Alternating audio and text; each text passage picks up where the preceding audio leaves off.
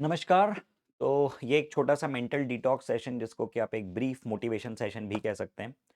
Hardly 3 से 4 minute मुझे आपके डेडिकेटेड चाहिए जिसमें आपके दिमाग में कोई सेकंड थॉट, कोई इधर-उधर की बात नहीं चलेगी। अगर आपने इतना कर लिया, तो लेट मी गारंटी यू कि यू वुड फील बेटर। देखिए क्या होता है कि जब हम कोई भी कॉपर का बर्तन खरीदते हैं, तांबे का, ब्रास, ब्रॉन्ज़ जो भी हम इसे कहते हैं, तो जब आप उसको खरीद के लाते हैं तो वो बहुत चमकता है, लेकिन कुछ दिनों के बाद उस पे एक ब्लैक कलर की लेयर जम जाती है। आपने ऐसा ऑब्जर्व किया है? और अगर ऐसा होता है तो क्या उस बर्तन को दोष देना ठीक है? क्या हम ये कहेंगे कि यार ये बर्तन में कोई प्रॉब्लम है, इसे फेंक दो, अब दूसरा बर्तन लाते हैं? छोटा सा काम करना होता है, उस लेयर को हटाना, वो बर्तन फिर चमकने लगे। बिल्कुल ऐसा ही हमारे साथ होता है। जब एक स्टूडेंट अपनी नीट या जेईई, यूपीएससी किसी भी एग्जाम की जर्नी शुरू करता है, he is full of energy, उसमें बहुत टैलेंट, बहुत एनर्जी, बहुत पॉजिटिविटी, बहुत डेडिकेशन है, लेकिन कुछ समय के बाद धीरे धीरे धीरे धीरे धीरे लाइफ की कुछ नेगेटिविटीज उसके ऊपर छा जाती हैं और उसे लगने लगता है कि यार मैं क्या कर रहा हूं, क्यों कर रहा हूं, इतना मेहनत अगर मैं नहीं भी करूं तो भी क्या हो जाएगा। इस समय पे जरूरत होती है कि उस लेयर को हटाया जाए। बच्चे में प्रॉब्लम नहीं है, स्टूडेंट में प्रॉब्लम नहीं है, प्रॉब्लम एनवायरमेंट में है, एनवायरमेंट के कारण ये नेगेटिविटी आ रही है। इस बात को मैं एक अलग ढंग से समझाता हूं। मान लीजिए कि एक गुलाब का पौधा है जिसमें कि 100% गुलाब आएगा। अगर वो दूसरी जगह पे रखा हुआ था, वहां पे गुलाब आ रहा था। यदि हम उसको मिट्टी के बदले रेत में लगा दें तो क्या अब उसमें गुलाब आएगा? क्या अब उसमें फूल पनपेगा? मतलब प्रॉब्लम पौधे में नहीं थी, प्रॉब्लम एनवायरमेंट में थी। Environment plays a very important role. और याद रखिए कि जो डे बाय डे बेसिस पे आप अपने आसपास का माहौल सेट करते हैं वो आपको नोइंग और अननोइंगली अफेक्ट करता है। इसलिए अपने आसपास से आज और अभी हर उस चीज को कट शॉर्ट करो जो आपको लो फील करवा रही है, जो आपको लेस एनर्जेटिक फील करवा रही है, जो आपके अंदर से पॉजिटिविटी को खींच रही है।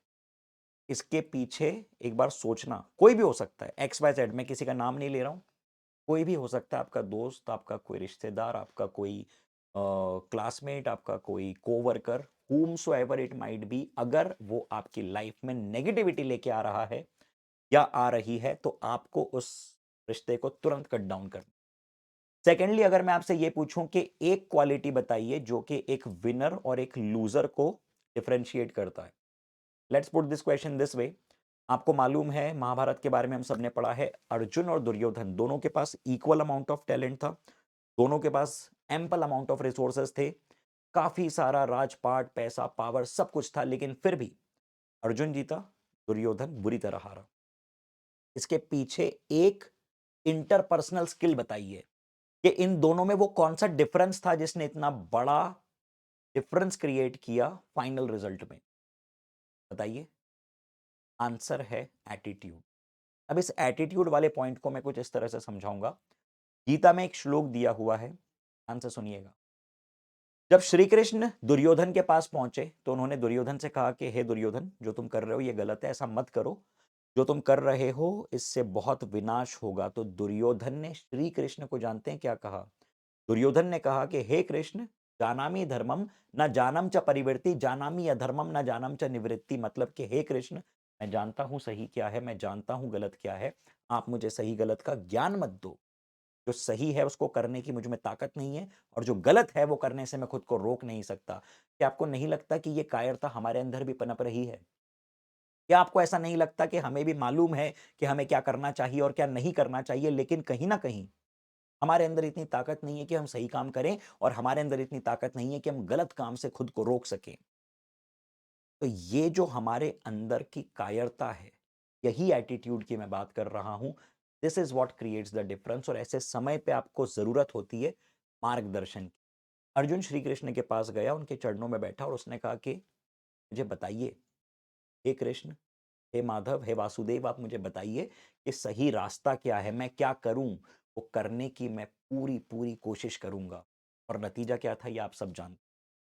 तो आपकी लाइफ में कई सारे ऐसे मोड़ आएंगे, कई सारे ऐसी चैलेंजेस आएंगे, कई सारी ऐसी घड़ियां आएंगी जब आपको लगेगा कि यार कुछ भी सही नहीं जा रहा, सब हमारे विरुद्ध हो रहा है, सब गलत हो रहा है।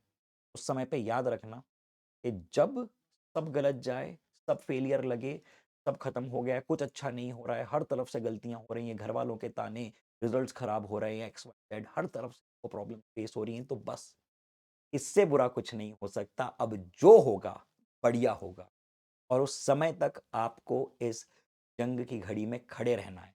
उसके पहले आप हार नहीं मान सकते, उसके पहले आप हिम्मत नहीं हार। ये बातें आपको कितनी रिजेंबल हुई, इन बातों से आप कितना कनेक्ट कर पाए, मुझे ज़रूर बताना कमेंट सेक्शन में।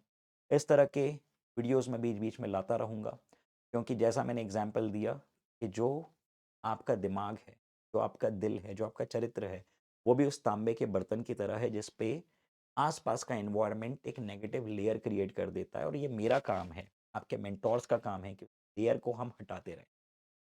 धन्यवाद। बढ़िया मज़े से पढ़ते रहिए, फुल एनर्जी के साथ। खुद पे भरोसा रखिए, अपने टीचर्स पे भरोसा रखिए, और बस कुछ बढ़िया करके दिखाइए। Thank you so much. Love you all.